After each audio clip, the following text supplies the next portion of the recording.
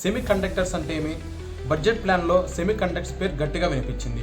2030 నాటికి $110 billion mark చేరే విధంగా 2026-27 బడ్జెట్ ప్లాన్ను ప్రవేశపెట్టారు నిర్మలా సీతారామన్ గారు. Welcome back to our channel. మీరు చూస్తున్నారు గోరంట్ల సింగ్స్. కండక్టర్ అంటే ఏమిటి?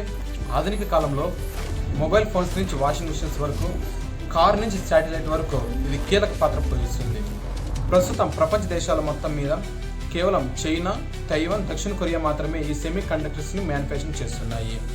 కోవిడ్ టైంలో సెమీ కండక్టర్స్ కొరత వల్ల ప్రపంచం మొత్తం కార్ల మ్యానుఫ్యాక్చరింగ్లో ఏ విధంగా ఇబ్బందులు పడినాయి మనకు తెలిసింది. ఈ క్రైసిస్ చూసిన తర్వాత ఇండియాలో కూడా సెమీ కండక్టర్స్ మ్యానుఫ్యాక్చరింగ్ చేయాలని ఇండియన్ గవర్నమెంట్ ఆలోచించింది. 2021లో 76,000 కోట్లతో సెమీ కండక్టర్స్ మ్యానుఫ్యాక్చరింగ్ చేయాలని మొదటి దశ ప్రారంభించింది. ఈ మొదటి దశ ప్రారంభంలో 10 ప్రాజెక్టులను ఆకర్షించింది. ముఖ్యంగా ఇండియన్ చిప్స్ ప్లాంట్స్లో టాటా ఎంటర్ప్రైజెస్ గుజరాత్ ధొలేరాలో తైవాన్కు చెందిన PSMCతో కలిసి 91,000 కోట్లతో భారీ ప్లాంట్ను నిర్మించింది. మైక్రాన్ టెక్నాలజీతో గుజరాత్ సదన్లో 22,500 కోట్లతో చిప్స్ అసెంబ్లింగ్ మరియు టెస్టింగ్ యూనిట్ను ప్రారంభించారు. టాటా సెమీ కండక్టర్స్ అస్సాంలో 27,000 కోట్లతో చిప్స్ ప్యాకేజింగ్ ప్లాంట్ను ప్రారంభించారు.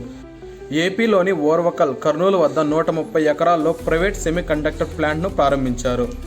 స్వదేశీ చిప్ ధృవతార 64 CDSE వారు పూర్తిగా భారతీయ సాంకేతిక పరిజ్ఞానంతోనే దీన్ని డెవలప్మెంట్ చేశారు.